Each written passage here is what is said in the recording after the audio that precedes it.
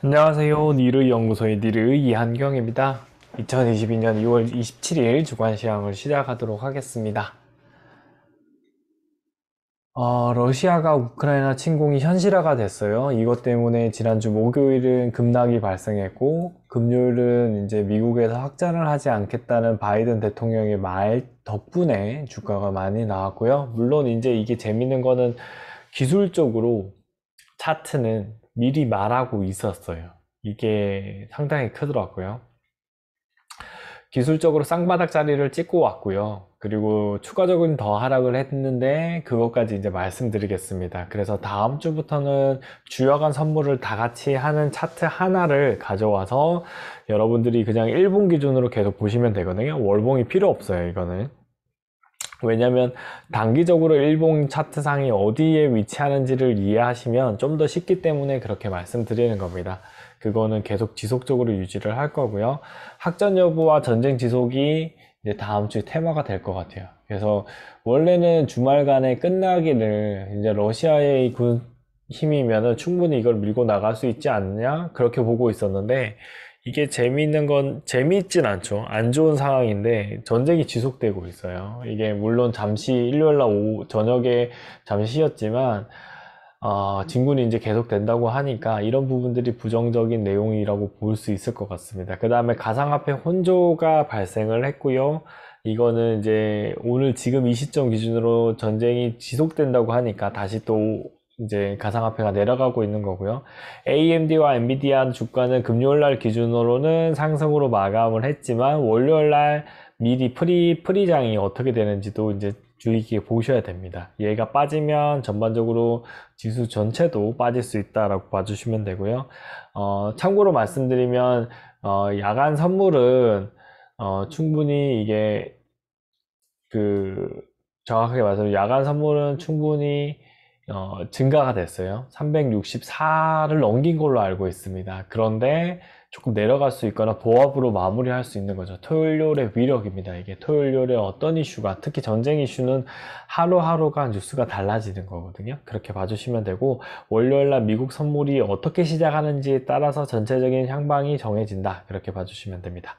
그리고 NFT와 P2E도 가상화폐의 가격을 낮추는데 일조를 하고 있다 보고 보시면 될 것 같고요. NFT만 이제 희소성이 있는 것만 높게 평가받을 수 있고, 아직은 그냥 그림 수준의 NFT만 나오고 있기 때문에 이거를 넘어서는 그림 수준 이상인 NFT의 값어치가 높아진다라고 보시면 될 것 같습니다. 그 다음에 금리 인상과 QT에 관해서 간단하게만 말씀드리면, 금리 인상이 3월 달에 이제 0.5 정도 상승될까봐 제가 우려를 했는데, 지금은 러시아 전쟁이 발발한 상황이기 때문에 0.25가 아마 대동단결 될 것 같고요. 그리고 지금 유럽은 러시아 전쟁 때문에 호황일 수가 없어요. 이렇게 되면 여행업은 아예 정지가 되는 거고, 코로나만큼 동부 유럽은 이제 긴장감의 고조에 따라서 성장을 하기가 힘들어진다. 그 다음에 러시아로 들어가는 배를 프랑스가 막았다고 하더라고요. 그런 걸 통해서 자유적인 무역 왕래가 힘들어지고, 그러면 경제 성장률이 뚝 떨어질 수밖에 없습니다. 불황이 오는 거죠. 유럽 쪽에서는. 그러면 유럽은 경기 부양책을 낼 수밖에 없고, 그 다음에 중국은 지금 작년에 호황이어서 지금 이제 경기 부양책을 내고 있는 상황이고요. 터키도 금리 인하로 경기 부양책을 하고 있죠. 이런 부분들이 부정적으로 보시면 되고요. 러시아 증시는 지금 개장도 못하고 있습니다. 주가가 거의 반땅 비슷하게 돼버렸기 때문에 이런 상황에서 러시아 우크라이나 전쟁이 빨리 끝나야만 긍정적이다라고 봐주시면 될 것 같습니다. 그리고 금리 인상을 이제 제대로 못하니까 이제 그 미국 자체로 봤을 때는 인플레이션이 계속 성장하고 있거든요. 대기업들은 계속 이익이 좋아지니까 이걸 조금 대기업 걸 막지는 못하더라도 전체적인 인플레이션을 낮춰야 될 필요가 있는 거죠. 그러다 보니까 자연스럽게 올해 1% 7월까지 높이자는 매파의 의견도 나왔어요. 그러니까 인플레이션 못 잡으면 간다라고 보시면 되고, 인플레이션 잡으면 안 간다. 그래도 제가 봤을 때는 이게 인플레이션이 이제 1분기 지나면 조금씩 내려가지 않을까 그렇게 보고 있거든요. 작년에는 완전 저점이었기 때문에 기저였기 때문에 인플레이션이 높은 거고요. 정상 범위로 들어왔기 때문에 3, 4분기가 3, 4분기부터 LA 콘서트 BTS 생각하시면 돼요. 그때는 정상 범위로 들어왔다라고 보고 있거든요. 그래서 4, 4분기에 인플레이션율이 떨어지면서 자연스럽게 금리 인상의 속도는 완화될 거다. 연말로 갈수록 그렇게 보시면 될 것 같습니다. 그다음에 양적 긴축이 문제인데요. 시장에 있는 돈을 줄이기 때문에 이 시장에 있는 돈을 줄이는 것만큼 대기업들이 이윤을 만들어내서 회전을 시켜버리면 이게 완충되면서 자연스럽게 전체적인 미국 시장에 있는 주식들은 우상이 됩니다. 지금 있는 1, 2, 3번의 이슈 중에서 제일 위험한 거 1번이라고 하는 거는 이제 학전이에요. 미국도 참전하고 태평양 전쟁으로 내몰릴 수가 있거든요. 러시아랑 푸틴이. 그러면은 전체적인 문제가 발생할 수 있다라고 보시면 됩니다. 그 다음에 신흥국 신용 위험이 있고요. 이거는 CDS를 보시면서 하나씩 살펴보시면 되고요. 이 CDS 같은 경우에는 러시아가 급등이 돼서 브라질의 자리를 빼들었고 러시아는 200이었던 게 400으로 치솟았어요. 경제는 파탄으로 갈 수 있다. 그러면 러시아 경제도 힘들어지는데 전 세계 경제에서 차지하는 러시아의 비중은 원자재, 원유나 뭐 천연가스 쪽에서는 큰 차지를 할 수 있지만 전반적인 경제는 그렇게 크지 않다라고 봐주시면 됩니다. 그 정도까지 말씀드리고요. 이 잠재적 위험 영상은 따로 찍어서 올려드렸기 때문에 그 영상을 꼭 참조해 주시면 될 것 같습니다. 전반적으로 1번 이슈 때문에 시장은 다음 주도 박스권으로 움직이지 않을까 그렇게 보고요. 바로 급등이 나오진 않을 것 같고 한 2750에서 2800 정도 되면은 잠시는 해지를 하시면서 대응을 해주시면 됩니다. 달러를 사시든지 아니면은 빅스 일부를 여러분의 비중에 맞춰서 1000만 원이면 50만 원에서 100만 원 정도 그 정도 비율로 투자를 해주시면 될 것 같습니다. 자, 주간 프리뷰인데요. 우리나라 증시는 결국엔 우크라이나 전쟁 공포감에 따라서 반등의 흐름을 보일 거라고 보지만 무력 충돌이 발생을 했고 전면전 가능성이 일어났죠.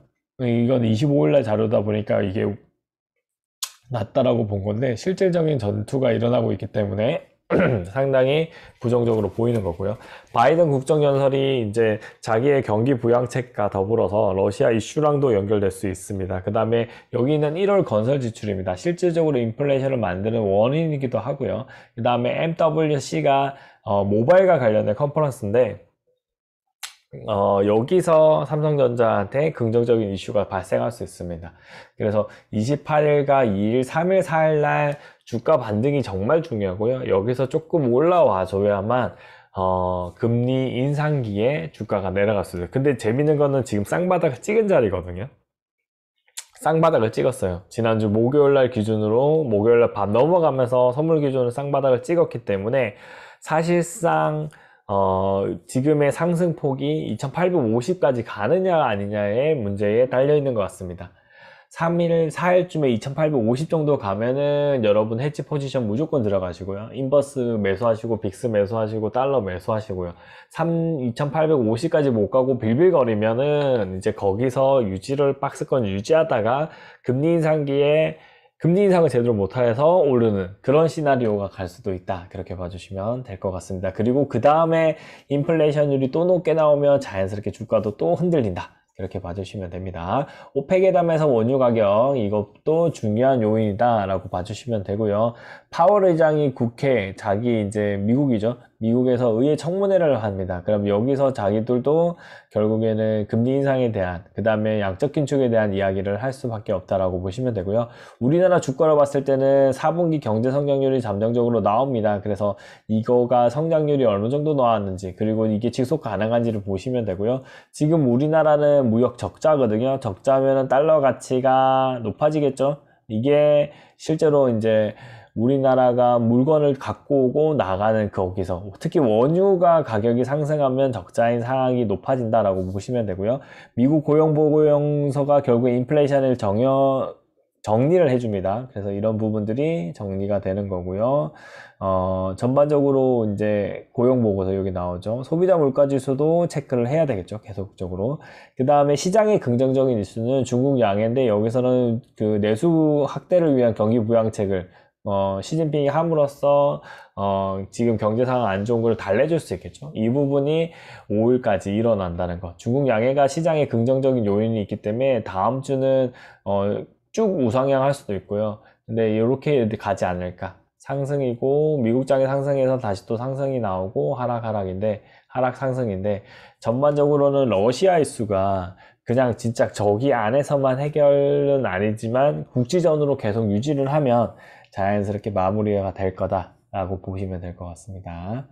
자, 코스피 이제 월봉 분석이고요. 이거와 비슷한 차트는 그 다음에 여기를 원하고 있거든요. 그러면 얘가 올라온다라고 보시면 되고, 올라오는데 한 3, 4개월 걸립니다. 그럼 7월 달 기준으로 해서 바닥 찍고 올라가는 거죠.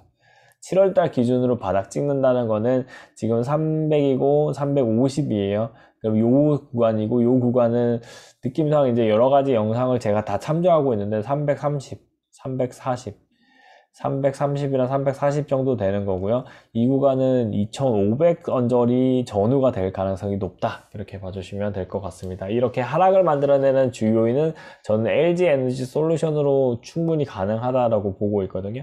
이 부분이 여러분들이 주의 깊게 시장을 바라봐야 되는 관점이다 라고 보시면 될 것 같습니다. 물론 여기 있는 요 구간처럼 가운데 선을 지지받아서 가면 되거든요. 그러기 위해서는 여기를 받아야 돼요. 여기 받아야 되는데 7월까지는 힘들지 않을까. 7월까지는 내려오면서 요거 두 개가 만나는 그 구간, 급락보다는 박스권을 유지하면서 그 방향을 갈 가능성이 높다, 그렇게 보고 있습니다. 자, 이제 코스피 200 주봉 분석이고요. 여기도 동일하게 바닥을 찍었죠. 지금 120선 바닥을 찍었기 때문에 돌파라기보다는 이걸 유지하지 않을까. 그러면 이 구간인데요. 아까 보셨다시피 7월까지 금리 인상 0.5에 한 번을 하면 이걸 깨버릴 수가 있는 거죠. 이게 지금 우상향이죠. 반등 나왔다가 다시 또 깨버릴 수 있어요. 근데 여기 선이 이제 턴이 되는 게 중요하거든요. 이 선이 턴이 되면은 이제 금리 인상기의 상승장으로 전환이 된다라고 보시면 됩니다. 저는 이걸 기다리고 있어요. 자, 일본 기준입니다. 요건데 선물 기준은 여기까지 내려왔어요. 야간장에 350까지 떨어졌거든요. 여기 떨어진 것만큼, 장중에 떨어진 것만큼 떨어졌고요. 그래서 이 두 구간 동안에 저도 트레이딩 하면서 상당히 충격받을 정도의 영향을 받았습니다. 그렇지만 다 이제 버텨가지고 이제 정리를 했고요. 전반적으로는 여기서 두 쌍바닥을 만들었기 때문에 이제는 상승 추세가 나와야 되지만 시장은 녹록지 않죠. 그러면은 쓰리바닥을 만들면 진짜 더 좋거든요. 그러니까 깨지만 않고 여기를 지키면 쓰리바닥은 진짜 무서운 겁니다. 삼중선. 그러니까 그렇게 되면 올라간다라고 보시면 돼요. 이렇게 이것도 거의 준 쓰리바닥이라서 이 정도까지 올라간 거거든요. 전고점까지. 그 다음에 이제 밀려 나간 거고요. 근데 지금 여기도 동일한 겁니다. 이렇게 급락이 나올 수도 있지만 이런 대세 상승으로도 전환이 가능하다는 거 꼭 생각해 주시고요. 시장은 예측하는 거 아니고 시장은 어떤 상황이 어떤 일이 벌어질지 모릅니다. 그렇게 봐주시면 되고요. 코스피 월봉 분석입니다. 월봉 분석 기준은 여기 가운데거든요. 여기에요, 여기. 똑같죠? 아까 그거 본 거랑 똑같은데 여기랑 조금 닮았을 것 같아요. 11년도 여기랑. 그러니까 2008년도 하고 난 다음에 이 3년치를 한 번에 1년 만에 만들어낸 거고요. 돈을 그만큼 풀었어요. 여기 3년치 푼 거를 우리 1년 만에 풀었기 때문에 이렇게 나온 거고요. 여기 이 구간이 여기로 해서 박스권을 한 2, 3년 굴려야 된다. 그렇게 봐주시면 될 것 같습니다. 자, 그 다음에 주봉 분석은 여기 바닥에서 120선 지켰고요. 여기는 120선 밑으로 내려왔다가 한참 쉬다가 간 거죠. 그러니까 금리가 인상기 끝나고 난 다음에 디폴트 시절이 되면 이렇게 되는 거예요. 금리 인상이 이 앞에 있고요. 그러니까 사실상 여기도 동일하게 튕겨서 올라가서 120선 위에서 놓을 가능성이 있다. 그렇게 봐주시면 됩니다. 월봉 일본 기준으로 보시면은 아까 똑같아요. 쌍바닥을 거의 준 찍었고요. 야간장에. 그럼 여기랑 비슷해지면은 진짜 요 반등이 나오는 거예요. 작년하고 똑같은 그림을 만들어낼 수도 있어요. 일봉으로 봤을 때는요. 근데 작년하고 다른 거는 작년은 그래도 금리 인상이라는 이야기는 안 나왔잖아요. 그러니까 박스권으로 들어갈 가능성이 높아요. 좀 반등 나와서. 그럼 여기서 반등이 나와줘서 박스권이면 2,900입니다. 2,900 언저리 여기선. 요 까만 선 있죠? 이 까만 선까지가 우리의 경계선 상한이라고 보시면서 여기는 뭐가 건다고요? 빅스나 해지를 걸면서 떨어지면 또 수익 내고 여기서 다시 받아서 올린다. 그거를 계속 반복하는 게 지금 시장의 룰입니다. 이렇게 보시면 되고요. 그리고 재밌는 거는 이거를 만약에라도 이거를 강하게 뚫을 수 있는 조건이 있는데요. 금리 인상을 안 하는 경우입니다. 제대로 안 하는 이유는 인플레이션이 강하게 안 나오는 거죠. 인플레이션이 뭐 4% 이내로만 떨어져도 상당히 긍정적이라고 보시면 돼요. 실제로 중앙은행 관리해야 되는 건 2, 3%입니다. 2, 3%로 관리하는 거기 때문에 지금은 뭐 7%잖아요. 7%, 6%, 7%이기 때문에 이게 4%대로 바뀌는 순간 시장은 이제 금리 인상보다는 그 다음에 양적 긴축의 양을 좀 줄이면서 대응을 한다라고 봐주시면 됩니다. 자, 코스닥 월봉 분석입니다. 코스닥 월봉 분석도 동일하게 거의 비슷한 차트죠. 비슷한 차트고요. 여기 이 구간에 들어올 가능성이 높을 것 같아요. 그러니까 이걸 바닥으로 옆으로 플랫하게 볼 거고요. 외국인들이 이제 매수가 나왔기 때문에 긍정적으로 보시면 될 것 같습니다. 주봉 빈수로도 여기 이 구간과 이 구간이 상당히 닮았고 121선 지키는 거. 여기는 121선 뚫고 내려갔죠. 여기서 이렇게 올렸다가 내려갈 가능성도 있다. 한동안은 내려가 버리면 스트레스 많이 받을 수 있겠죠. 그러면 이때도 똑같아요. 올라오는 이슈 있으면은 매도 치고 대응하고 매도 치고 대응하고 그거를 계속 하는 거고요. 3월 달에 바로 330까지는 가지 않지 않을까. 0.5% 상승하면 330 가는 건데요. 그게 아니면은 전반적으로 코스닥도 그렇고 코스피도 그렇고 여기 선에서 한 번은 튕겨 올라가지 않을까 그렇게 보고 있습니다.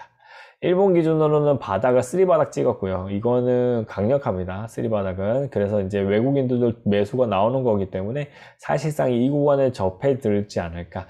바이오 기업이 많다 보니까 이렇게 급락이 나왔던 거고요.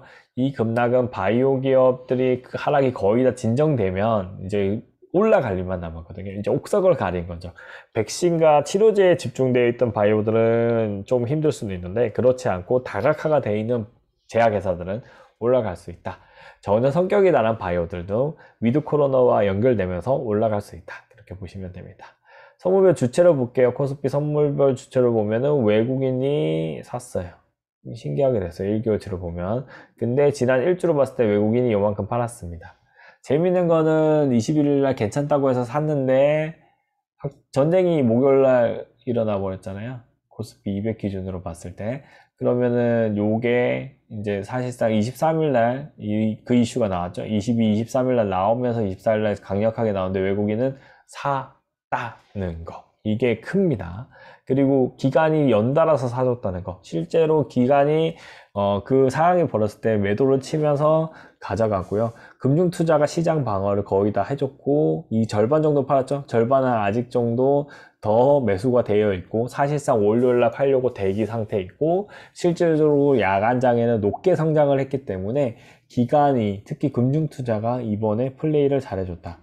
투신도 뭐 나쁘진 않아요. 이 두 기관들이 시장을 받쳐줬기 때문에 우리가 급락이 안 나오고 힘을 버텼던 거고요. 이 기간이 이렇게 할 수 있었던 거는 제가 1월 중에 기간 때문에 못 올라간다고 뭐라고 했던 그거를 사과 이벤트로 바꿔야 되는 거죠. 이거를 대비를 했구나 그런 느낌입니다. 2600, 2700은 진짜 좋은 구간이고요. 여러분들도 이 기간들처럼 매수를 하시면 좋을 것 같습니다. 코스피 선물 주체 볼 때 외국인은 중창 팔았어요. 중창. 근데 기간은 목요일날 이슈 나와서 팔고 그 다음날 바로바로 사는 그런 형태를 보였고 특히 이제 금융투자가 플레이를 잘해줘서 긍정적이다. 그렇게 봐주시면 됩니다. 상대열치로 봤을 때는 거의 전량 매도로에 가깝게 팔았고요. 추가로 1개월 동안 더 팔았고 지난주에는 진짜 급격하게 이렇게 샀던 걸 다 전량 해소했죠. 러시아 이슈가 이렇게 강력했다. 그렇게 보시면 됩니다. 코스닥 기준에 보시면은 지난주 샀어요. 이제 지난주 금요일날 기준으로 사기 시작했거든요. 이제 코스닥 종목들을, 지난주 금요일 기준으로 올랐던 종목들 위주로 이제 투자를 하시면 됩니다. 테마가 있어요. 테마. 대선주는 이제 들어가시면 안 되고요. 대선주는 이긴다고 해도 긍정적이지 않아요. 작년에 전 대선에 이제 문재인 대통령 이겼잖아요. 근데 그 관련주 다 박살났습니다. 그렇게 보시면 됩니다. 대선주는 그냥 안 하는 게 좋아요. 예, 그렇게 바이오보다 더 심각한 종목을 대선주라고 봅니다. 1개월로 봤을 때는 여기가 이제 결국에는 외국인이 샀죠.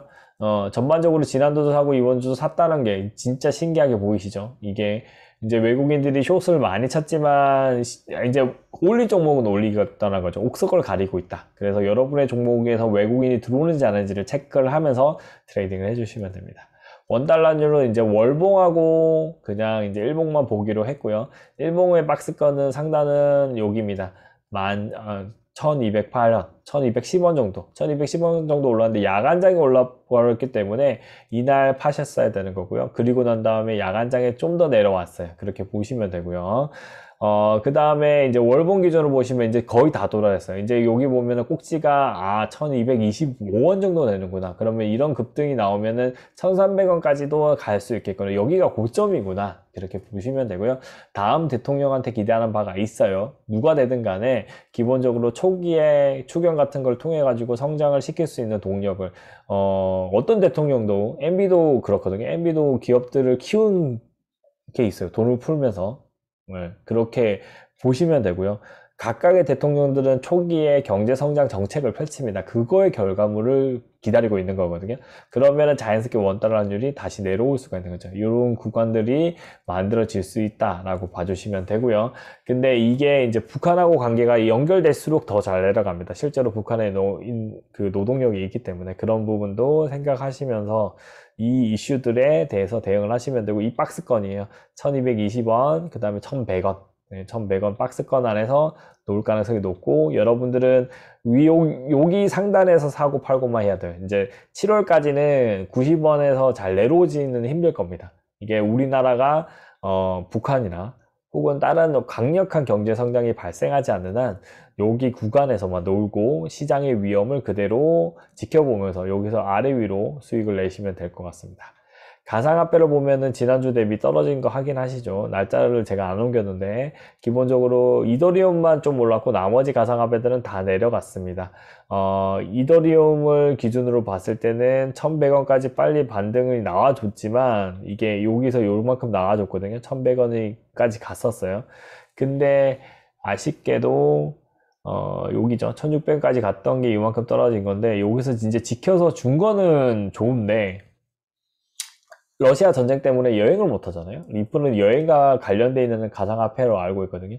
위드 코로나이기 때문에 이 부분에서 타격을 받은 겁니다. 그래서 위험 자산은 이런 악재들이 나오기 때문에 힘든 겁니다. 이렇게 보시면 되고, 결국에는 러시아 우크라이나 전쟁도 해결될 거죠. 그러면 그때 추가적인 상승이 나올 수 있다고 보시면 됩니다. 여기는 이더리움이고요. 이더리움도 바닥을 제대로 찍고 간 겁니다. 이거는 러시아가 우크라이나 침공할 때 그날 급락이 발생하고요. 비트코인도 이런 추세를 가지고 있는데 전반적으로는 이더리움이 덜 빠졌다는 겁니다. 실제로 이게 발생했을 때 덜 빠졌지만 확전이 되다 보니까 쭉 떨어진 거다. 확전의 가능성을 낮게 보고 있었죠. 시장도. 그렇게 보시면 될 것 같습니다. 기본적으로 가상화폐는 3월분까지는 대응을 해야 되고요. 3월분에 0.25가 되면은 여러분이 매수 물량이 있으면 그대로 남겨놔야 돼요. 네, 어쩔 수 없어요. 여러분이 예를 들어서 3천만 원 투자하는데 내가 이번 달 300만 원 투자하겠다. 그러면 그대로 현금 보유해요. 딴 거에 투자하시면 안 돼요. 현금 보유로 하면 단기 채권이라든지 그런 겁니다.